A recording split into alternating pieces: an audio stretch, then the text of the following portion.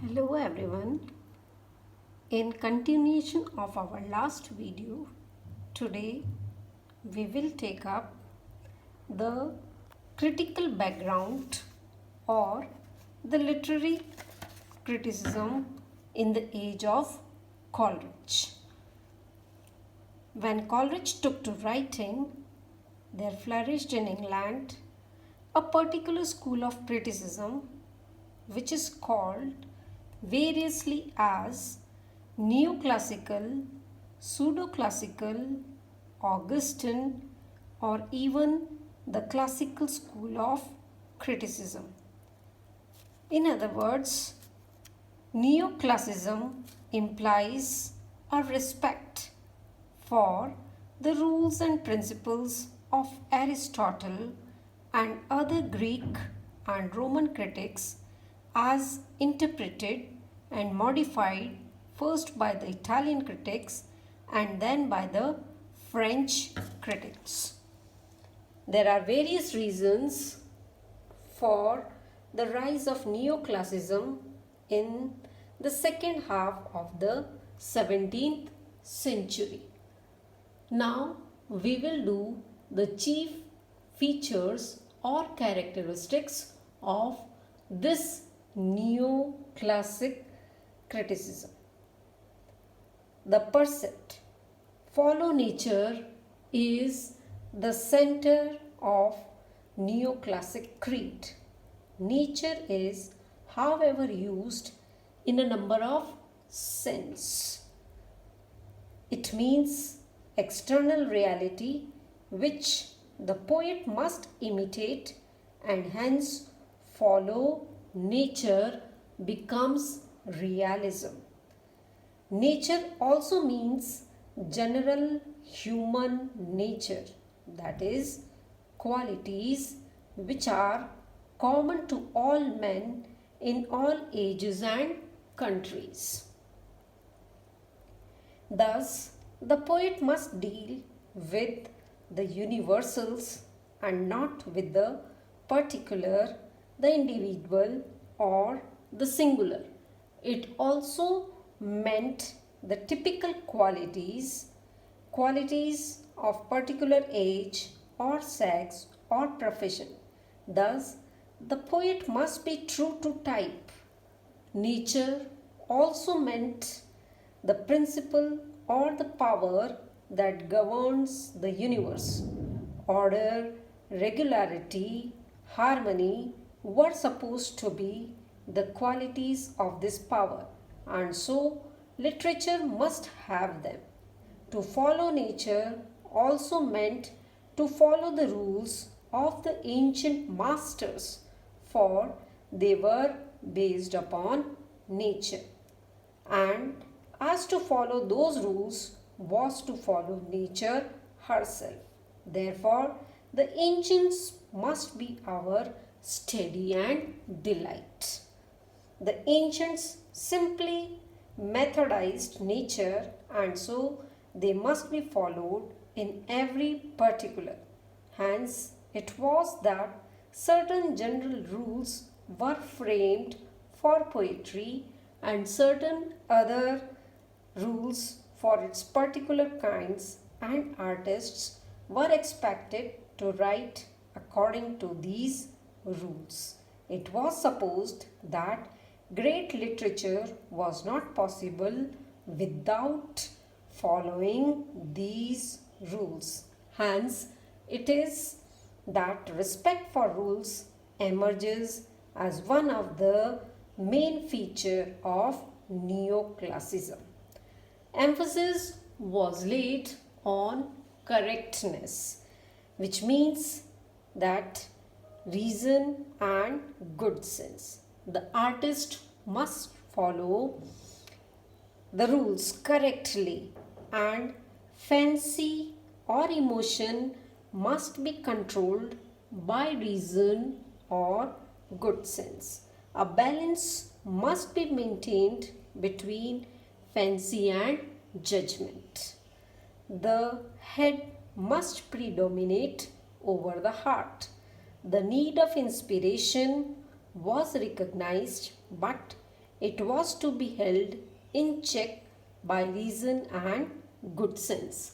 Moderation was the golden rule in life and in literature. The poet must deal with universal truths and general ideas, as universal truths in their very nature are limited. Originality and excellence in respect of content was not always possible. Hence, the emphasis was on formal finish and perfection rather than on content. The function of poetry was to instruct and delight. The moral function was considered more important than the aesthetic one. It was with this end in view that poetic justice was considered necessary. The poet must suitably reward virtue and punish vice. However, it was also recognized by Dryden and others that the function of poetry is also to move the heart. Thus, tragedy must purge the soul of pride and hardness of heart. Much thought was given to the style and diction of poetry. It was supposed that there is a difference between the language of prose and the language of poetry, which should be noble and elevated. Virgil was held out as the ideal, and personification and circumlocution were restored to impart dignity and elevation to the diction. Common words were avoided, and deities of classical mythology were also used with this end in view.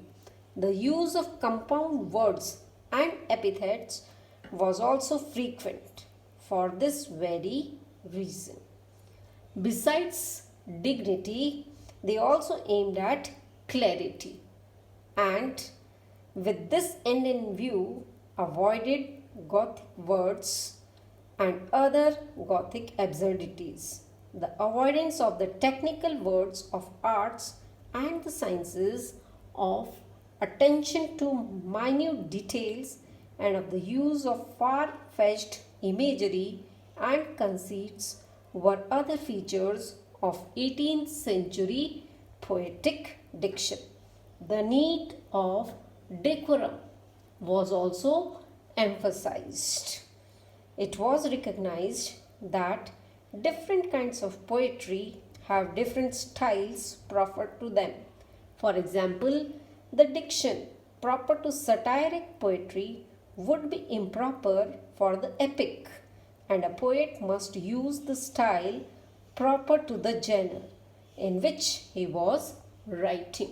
Not only this, there was a difference between the diction of prose and poetry. There was also a difference between the diction of different kinds of poetry. Wordsworth reacted strongly against this artificial division and went to the extreme of saying that there is no essential difference between the language of prose and poetry. Now, we see that the love of liberty, which is ingrained in the English temperament, it is that the English could not servilely copy the neoclassical rules. Englishmen are too individualistic for any slavish imitation. An undercurrent of liberalism is noticeable even at a time when neoclassicism was at its height. Men of genius like Wordsworth and Coleridge voiced their protest against neoclassicism, and through their critical pronouncement laid the foundations of romantic criticism. They gave a definite program and consciousness to the romantic movement. The chief features of the new romantic criticism may be summarized as follows. First, romantic criticism ignores rules, whether of Aristotle or Horace or of French, and emphasizes that works of literature are to be judged on the basis of impression they produce and not with reference to any rules. It is impressionistic, and freedom of inquiry is its keynote. Secondly, it is considered with the fundamentals such as the nature of poetry and its functions, and not merely with the problems of style, diction, or literary genres. It is concerned mainly with the theory of poetry and the process of poetic creation. Emphasis is laid on imagination and emotion and not on reason. This is a very important point. Poetic enthusiasm is no longer looked down upon as by the neoclassics. New definitions of poetry are attempted by romantic criticisms. Poetry no longer remains mere imitation or invention but becomes the expression of emotion and imagination, inspiration and intuition, rather than adherence to rules is the basis of creation. Fifthly, pleasure rather than instruction becomes the end or function of poetry. If poetry instructs, it does so only through pleasure. Next, imagination is emphasized both as the basis of creation and of judgment of what is created. It is imagination which leads to the production of great works of art. They also emphasize simplicity.